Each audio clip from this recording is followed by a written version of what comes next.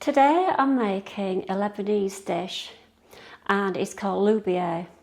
You'll find this dish in a typical Lebanese home and it's really simple. My parents used to make this, my father was Lebanese, but I haven't made this for absolutely years since my mum passed. So today is my first time in years. So basically it's runner beans and it's roughly about 500 grams. You can either use fresh runner beans or frozen ones. I've got a combination because that's what I had.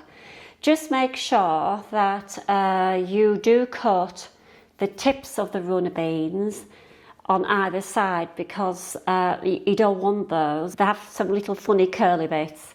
You want to cut those off on either side and you're roughly left about 2 inches, say, of the runner beans. There's about 500 grams there of runner beans.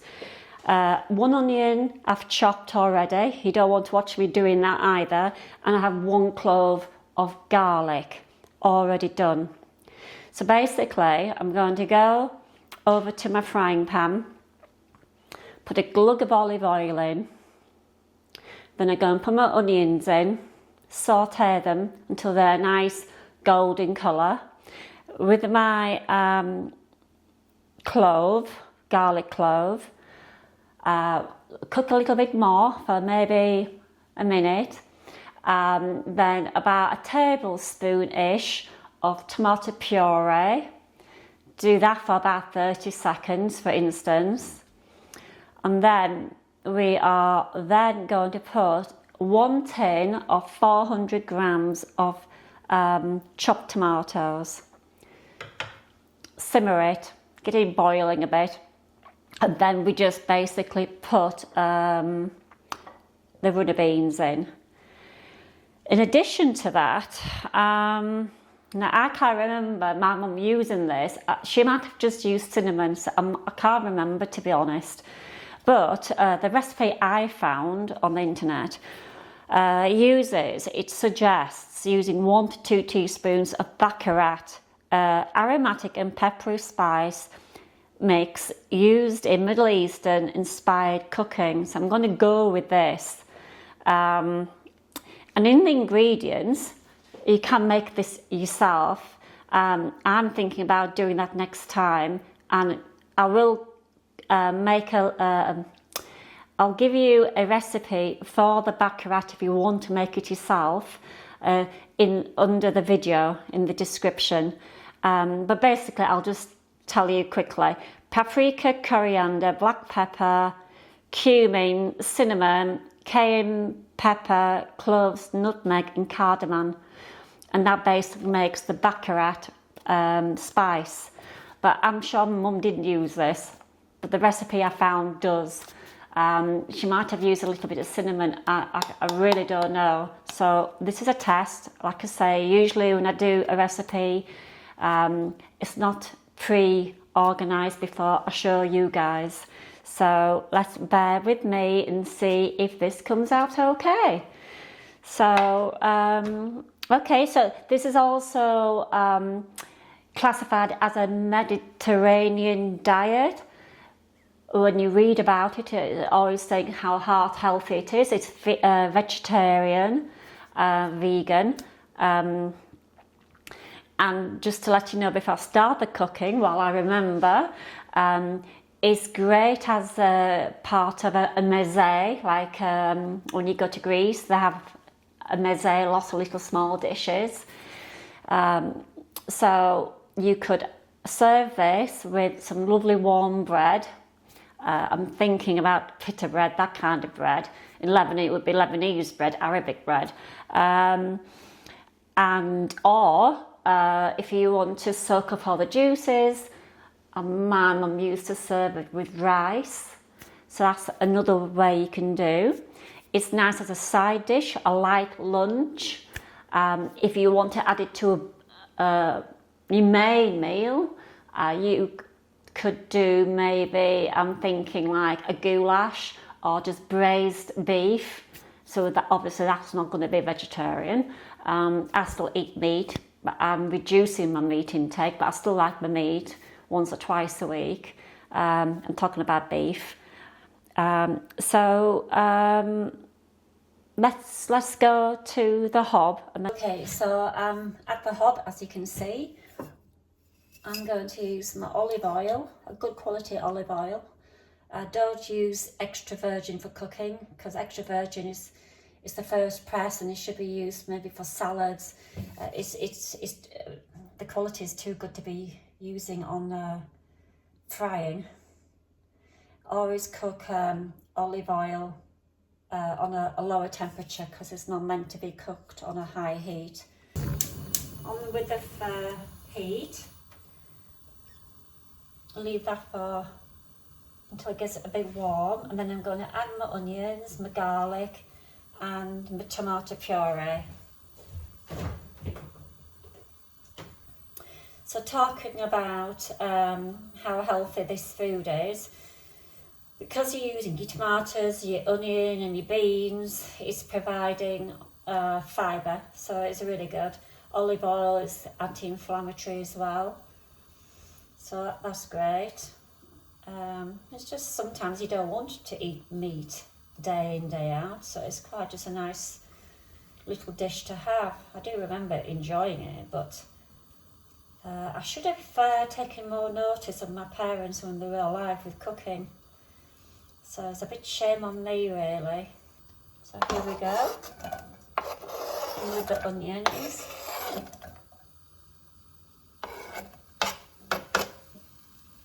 And hear the sizzling, so I'm going to turn my heat down.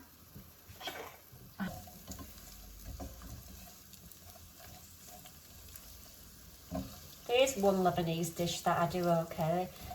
I made quite a bit when my mum was alive, and that was the stuffed peppers. That was a nice dish. Not everybody likes lemon, so you could leave the lemon out, but I like lemon. So I'm going to just turn the heat down again. Let this go sizzling. I'm going to also add now the garlic. Give it a bit of a mix. And then I'm going to add roughly about a tablespoon of puree. I do use a lot of puree in my dishes. I tend to make a lot of red sauces like chili con carne, bolognese, goulash. So I use quite a lot of puree actually. Okay, so that's my tomato puree. Give everything a good mix, and then I'm going to just let it settle down for a bit.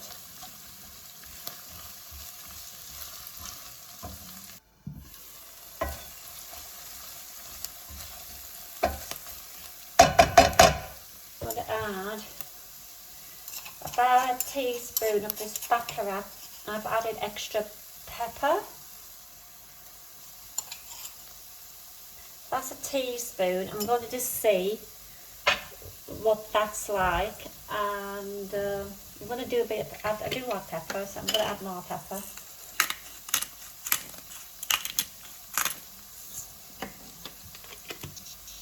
There.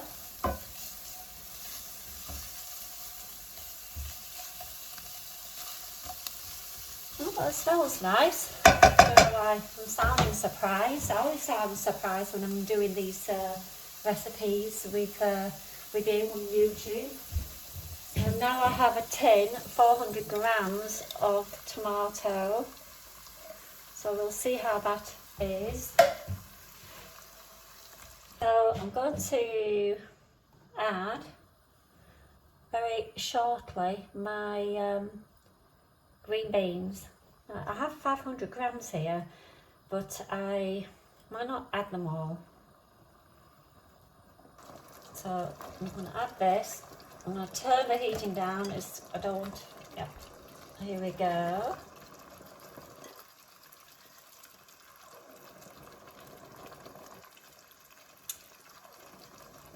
I reckon there's about 400 grams there. And give it a good stir. So, just reiterate, 1 onion, 1 clove, 1 teaspoon of Baharat spices, salt and pepper, and about 400 grams of green beans. I'm going to add, the recipe does say you can add some water. I feel as though I do need to add some water to this. It's looking a little bit too thick, so it mentions up to 150 mils, so I'll measure my jug 150. I'll see how much I'm going to pour in. Yeah, so that's 100 mils of water, liquid, I've put in. And when we get this all cooked up and served, you can squeeze your lemon on then. That's if you like lemon. I like all things lemony. There's a few little bubbles coming. Smells nice. It's not going to be exactly like my mother's Loubieh and my dad. They always competed with their cooking. Okay. I'm going to turn that down. I don't want to burn everything. But I'm going to put it on a very low heat. I've got the lid, and it has, I don't know whether you can see it. Yeah, you can. There. There's like a little tiny hole there for the steam to come out. But I've got it on the lowest light flame. If you don't have a little hole in your pan lid, you would just keep it slightly ajar there. So let's just leave it there, and I'll come back to this in 20 minutes. Well, okay, would you like to say hello to everybody? Say hello. Yeah, he's just woken up from his sleep. He's been sleeping since 9 o'clock this morning, and now it's 3 o'clock. And he made sure that he woke me and my husband up probably 5 times during the night. He had food in his plate. He has 2 or 3. I leave him every night, but a choice. But when I came down a couple of times, he hadn't eaten his food, and he decided that what he normally likes, he doesn't like now. So it was a bit of a nuisance. But then he decided to go to sleep at 9 o'clock in the morning. So he's had 6 hours sleep. Well, I've had a very disturbed evening of waking up with him meowing and carrying on. So, as you know, I'm a nutrition and health coach. I trained last year. I've graduated now. I have to say, in my YouTube channels, a little bits of snippets to talk about certain things. There's loads to talk about, but I only get like a very minute amount with you guys to mention something about nutrition and digestion. But one of the things I mentioned to you last time was about the phase of eating food before it hits your mouth. It's called the cephalic stage. Your brain already anticipates, and then it goes into your mouth, and you have saliva which has enzymes, and it breaks down further. Then it goes into your stomach, and it turns into a solution. There's enzymes there constantly breaking down before it hits the intestines, and it turns into a solution called chyme, C-H-Y-M-E. You want small particles to go into the small intestines, not large particles, because that's where you can end up having problems. So the smaller particles in your small intestine coming from your stomach into your small intestine, then it gets absorbed, the nutrients, into your bloodstream. There's a membrane, and it has, like, if you think about a wall of little bricks going across, one membrane across, and they have like little tiny slots in between the bricks. Yeah, and that's the way your food gets absorbed, the nutrients from the food. If that gets inflamed, it will expand on the membrane. The little bricks, the little slots in between will get bigger, and then that's when the larger particles of food can cause a problem. The bad bacteria seeps through. And I've started reading the Sophie Richards, the Anti-Inflammation 30-Day Reset. I actually really like this book. It's really quite good. And it explains a lot of things in here about the gut as well, inflammation. The recipes in here I found really, really good. And they break them down into snacks, breakfasts, lunches, evening meals and desserts. But it's well written. I think it's well written. I've enjoyed this one. And lots of choice. And there were lots of recipes in there that I'd like to try. So that's a good one to have. And I also mentioned last time I was doing my fermenting on my sauerkraut, and I said I'd give you an update, so I'll leave a photograph on one side and you can see what's happening. There's a lot of liquid in my jar. That's why it says make sure there's enough gap between the top of the cabbage in the jar and the lid, because actually there's a lot there now. And there's quite a few bubbles and going into my pipette. Hope you enjoy watching my recipes, even though they're not perfection, but I don't always want to do a run through and then make it again, because it's too much to eat when there's 2 people.